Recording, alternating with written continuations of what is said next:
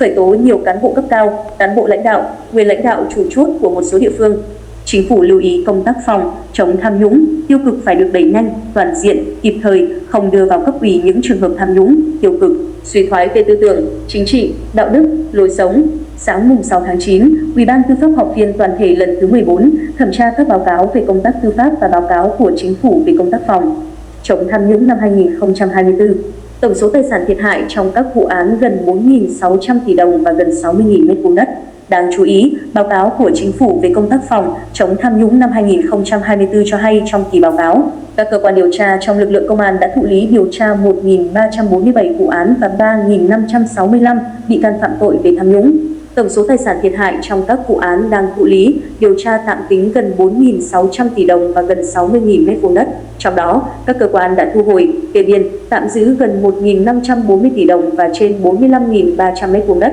hơn 2,6 triệu USD, 97 miếng kim loại màu vàng, 534 cây vàng SJC, 9 bất động sản, 1.444 giấy chứng nhận quyền sử dụng đất các loại. Các cơ quan chức năng cũng đã phối hợp yêu cầu Sở Tài nguyên và Môi trường các tỉnh, thành phố tạm dừng giao dịch, chuyển nhượng đối với 88 bất động sản, yêu cầu ngân hàng tạm dừng giao dịch đối với 13 sổ tiết kiệm, tổng giá trị khoảng 1.117 tỷ đồng. Các cơ quan điều tra trong lực lượng công an đã kết luận điều tra, đề nghị truy tố 689 vụ án, 2.235 bị can. Tạm đình chỉ điều tra 46 vụ án, 50 bị can, đình chỉ điều tra 6 vụ án, 8 bị can, thay đổi tội danh 7 vụ án, 13 bị can, chuyển cơ quan điều tra khác 4 vụ án, 6 bị can và đang điều tra 591 vụ án, 1.251 bị can, thực hành quyền công tố và kiểm sát điều tra các vụ án tham nhũng, chức vụ. Viện Kiểm sát Nhân dân các cấp đã thụ lý 1.733 vụ trên 4.898 bị can. Tòa án Nhân dân các cấp đã giải quyết theo thủ tục sơ thẩm 975 vụ trên 2.814 bị cáo về các tội phạm tham nhũng. Trong đó xét xử 640 vụ trên 1.531 bị cáo. Tòa án cấp sơ thẩm đã tuyên phạt tử hình và tù chung thân 10 bị cáo, xử phạt tù từ trên 15 năm đến 20 năm đối với 62 bị cáo, phạt tù từ trên 7 năm đến 15 năm với 203 bị cáo. Về công tác thi hành án dân sự và thu hồi tài sản trong các vụ án hình sự về tham nhũng, Chính phủ cho hay có 1.577 việc phải thi hành. Trong đó 1.328 việc có điều kiện thi hành đã thi hành xong 1.028 việc. Cũng theo Chính phủ, tổng số tiền phải thi hành gần 16.100 tỷ đồng, có điều kiện thi hành trên 11.500 tỷ đồng. Đã thi hành xong gần 8.440 tỷ đồng, khởi tố nhiều cán bộ cấp cao. Đánh giá về công tác phòng chống tham nhũng, tiêu cực năm 2024, Chính phủ nhấn mạnh việc thực hiện đúng chỉ đạo kiên quyết, kiên trì, không ngừng, không nghỉ, không có vùng cấm, không có ngoại lệ, truy tố một vụ cảnh tỉnh cả một vùng, một lĩnh vực. Theo đó, các cơ quan đã kiên quyết khởi tố, điều tra, xử lý nghiêm một số vụ án tham nhũng,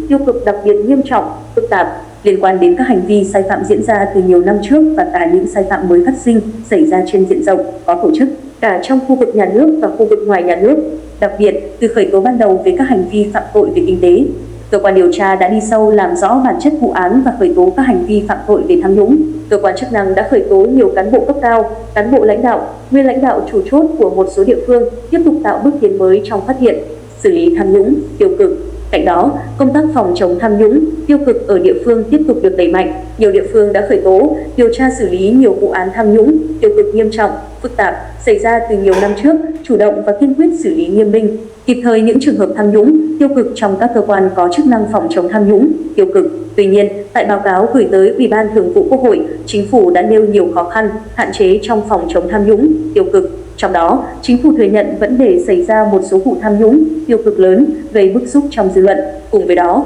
việc truy bắt đối tượng bỏ trốn ra nước ngoài còn gặp nhiều khó khăn do chưa có kết quả tương trợ tư pháp. Giá trị tài sản phải thu hồi trong các vụ án tham nhũng, tiêu cực còn tồn đọng lớn. Nhiều tài sản có tranh chấp quyền sở hữu kéo dài hoặc chưa được các cơ quan có thẩm quyền làm rõ về tình trạng pháp lý khi tiến hành kê biên, gây khó khăn cho giai đoạn thi hành án. Theo Chính phủ, cán bộ thoái hóa, biến chất cấu kết với các doanh nghiệp, tổ chức để trục lợi. Đưa ra dự báo cho năm 2025, Chính phủ cho rằng tham nhũng vẫn là vấn nạn chung của thế giới và khu vực. Việt Nam cũng phải đối mặt với rất nhiều thách thức trong phòng chống tham nhũng, tiêu cực. Tham nhũng, tiêu cực trên một số lĩnh vực vẫn còn phức tạp, có sự cấu kết, móc nối giữa cán bộ thoái hóa, biến chất trong bộ máy nhà nước với các doanh nghiệp, tổ chức để trục lợi. Tài sản tham nhũng có giá trị lớn, có yếu tố nước ngoài, báo cáo Chính phủ nêu. Ngoài ra, còn tình trạng đùn đẩy, né tránh trách nhiệm trong giải quyết công việc của một bộ phận cán bộ, công chức. viên chức dẫn đến cản trở sự phát triển kinh tế, xã hội, ảnh hưởng đến môi trường đầu tư, kinh doanh. Nhấn mạnh 2025 là năm cuối thực hiện thắng lợi nghị quyết Đại hội 13 của Đảng, Chính phủ lưu ý công tác phòng chống tham nhũng,